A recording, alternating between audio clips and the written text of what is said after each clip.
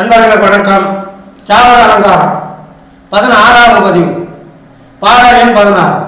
இப்போ இந்த பாடல்ல நவகிரகங்கள் ஒவ்வொன்றுக்கும் காலபலம், அதாவது ஒவ்வொரு கிரகமும் எந்த மாதிரியான காலத்தில் வலிமை பெற்று விளங்குது அப்படிங்கிறத விவரிக்கிற பாடலாம் இந்த பாடல் விளங்குது. முதல்ல நாம் அந்த பாடலை பார்த்துட்டு அதுக்குண்டான விளக்கத்தை தொடர்ந்து பார்ப்போம். அடல் தக்க நாயனத்தில் அசுரருக்கே பலமதாகும், வடதிக்கில் பல நல்லோர்க்கு வளர்பக்கம் தனக்கும் ஈதே, திடமுறும் அமரபக்கம் தீயோர்க்கே பலமதாகும், படவர வல்குல் மாதே பலபாகம் விளம்பும் காலே அப்படின்னு முடிக்கிறார் இந்த பாட்டை. தன் முன்னால் நிற்கக்கூடிய ஒரு அழகான பெண்ணை விழித்து பாடுகின்ற மகட முன்னிலை இலக்கணப்படி அமைந்த பாடல் இது. பாம்பின் படம் போன்ற அல்குலை பெற்ற அழகிய பெண்ணே, ஒரு ஜோதிட கலையினுடைய பல வகை பிரிவுகளையும் விளக்குகின்ற போது ஒவ்வொரு கிரகமும் எந்தெந்த காலத்திலே பலம் பெறுகிறது அப்படிங்கிறத சொல்ல போறேன் கேளு அப்படின்னு அந்த ஈற்றடியில சொல்லி முதலடியில தொடங்குறாங்கப்பா. அடல் தக்க நாயனத்தில் அசுரருக்கே பலவதாகும். அடல் தக்க நாயம் ஓய்வு ஒன்று இல்லாத சூரிய சஞ்சாரத்தில் சூரியன் தக்கநாயம் என்று சொல்லக்கூடிய தென்பாகமாக சாய்ந்து கிழக்கிருந்து மேற்காக பயணிக்கின்ற காலம், அதை தட்சநாயனம் அப்படின்னு வடமொழி சொல்லும். அதை தமிழ் படுத்தி தக்கநாயம் அப்படின்னு இங்கே ஜாதக அலங்காரம் தொடங்குது இந்த பாட்டு.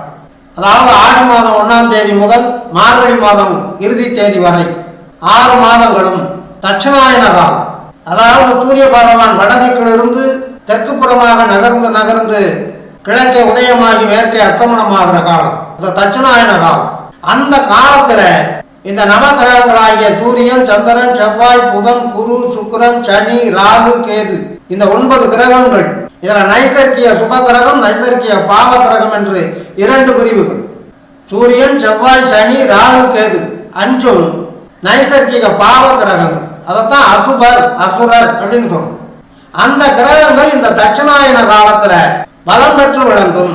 ஒரு தனிப்பட்ட மனிதனுடைய ஜாதகத்துல இந்த அசுர கிரகங்கள் என்னென்ன ஆதிபத்தியம் வாங்கி இருக்கிறதோ, என்னென்ன காரகத்துவங்கள் பெற்று இருக்கிறதோ, அந்த ஆதிபத்திய பலன்களை, அந்த காரகத்துவ பலன்களை முழுமையாக வலிமையோடு பலம் பெற்ற கிரகங்களாக இருந்து அந்த ஜாதகனுக்கு வழங்கும் அப்படின்னு அர்த்தம். அடல் தக்க நாயனத்தில் அசுரருக்கு பலம் அதாகும், வடதிக்கில் பலம் நல்லோருக்கு. தென்திக்கு சார்ந்து சூரிய பகவான் பயணிக்கிற அந்த காலம் தட்சிணாயன காலத்தில் எப்படி அசுப கிரகங்களுக்கு பலம் அதிகமாகிறதோ, அதே போல தென்திக்கில இருந்து வடதிக்காக சூரியன் பயணிக்கின்ற அந்த உத்தராயண காலம், அதைத்தான் வடதிக்கு அப்படின்னு இங்க ஜாதக அலங்காரம். அந்த உத்தராயண காலம் எப்போ வருது? தை மாதம் 1ஆம் தேதி தொடங்கி ஆணி மாதம் இறுதி தேதி வரையிலையும் அந்த 6 மாத காலம் உத்தராயண காலம்.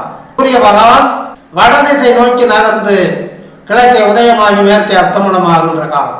அந்த காலத்திலே சுப கிரகங்களுக்கு வலிமை அது, அசுப கிரகங்களுக்கு வலிமை.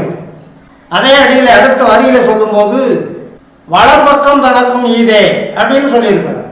வளர்பக்கம் சுக்லபட்சம்னு சொல்லுவாங்க. ஒரு மாதத்துல சந்திரனுடைய சஞ்சாரத்தை அடிப்படையாக வச்சு 15 நாள் வளர்பிறை காலம், 15 நாள் தேய்விரை காலம் அப்படின்னு சொல்லுவோம். அமாவாசை முடிந்த நொடியிலே இருந்து பௌர்ணமி முடிகிற காலம் வரை 15 நாட்கள். பிரதம, துவிதிய, திருதிய, சதுர்த்தி, பஞ்சமி, சஷ்டி, சப்தமி, அஷ்டமி, நவமி, தசமி, ஏகாதசி, துவாதசி, திரையோதசி, சதுர்த்தசி, பௌர்ணமி. இந்த 15 நாளும் வளபட்சம், சுக்லபட்சம், அதாவது வளர்பிறை காலம். அதைத்தான் இங்க வளர்பக்கம் அப்படின்னு ஜாதக அலங்காரம் நமக்கு சுட்டுது. இந்த சுக்லபட்ச காலத்திலேயும் சுபக்கிரகங்கள் தான் வலிமை பெற்று இருக்கும் அப்படிங்கிறதான் வளர்பக்கம் தனக்கும் ஈதே அப்படின்னு சொல்றோம். ஈதே அப்படின்னா இதுதான் பலம் அப்படின்னு வரும். அடுத்து 3ஆவது அடியில திடமுறு அமரபக்கம். அமரபக்கம் அப்படின்னா அமரபட்சம், அதாவது தேய்விரை காலம். பௌர்ணமி முடியும் நொடியில இருந்து பிரதம, துவிதிய, திருதிய, சதுர்த்தி, பஞ்சமி, சஷ்டி, சப்தமி, அஷ்டமி, நவமி, தசமி, ஏகாதசி, துவாதசி, திரையோதசி, சதுர்த்தசி, அமாவாசை முடிகிற காலம் வரையில இந்த 15 நாள் தேய்பிறை காலம். அது அமரபட்சம் அப்படின்னு சொல்லுவாங்க, கிருஷ்ணபட்சம் அப்படின்னு சொல்லுவாங்க. அந்த காலத்துல தீயோருக்கே பலமதான். தீய கிரகங்கள், அசுப கிரகங்கள், நைசர்கிக பாவ கிரகங்கள் என்று சொல்லக்கூடிய இந்த சூரியன், செவ்வாய், சனி, ராகு, கேது ஆகிய இந்த 5 கிரகங்களும் பலமுடையதாக விளங்கும்.